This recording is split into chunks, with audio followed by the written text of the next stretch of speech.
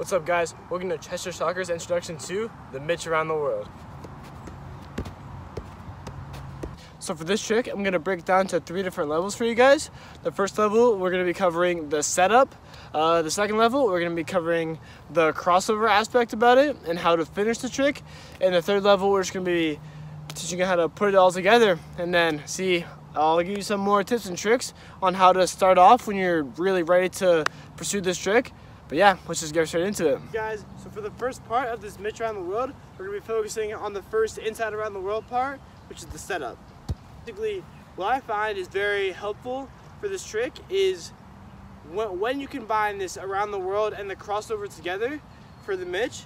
I think the biggest thing is the jump in the middle when you actually go like that for the trick.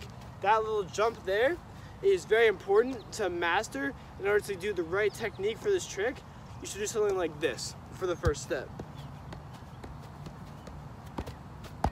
Something like that. See if you can add like a little pop to it. Kind of like that. Add a little jump. But the more you're comfortable you get, you can try to add that little pop like I did in the beginning. Kind of like that. Yeah, because once you can really figure out that pop, I think that it really helps you for when you really try to get that other leg over with a crossover. So for the second part of the Mitch Around the World, we're going to be focusing on the crossover aspect. And I think that what you should really be focusing on with this is getting that crossover to pop straight up.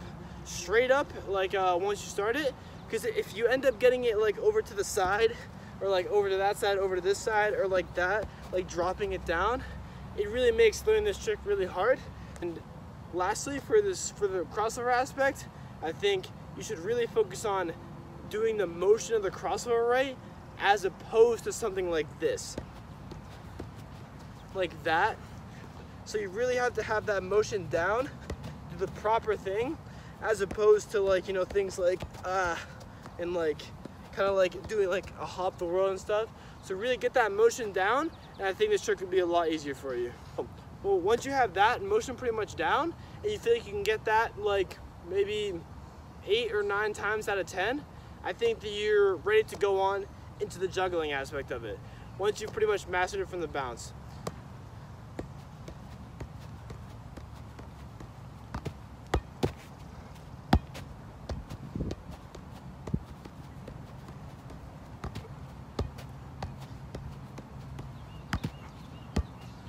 So that's what it looks like from juggling.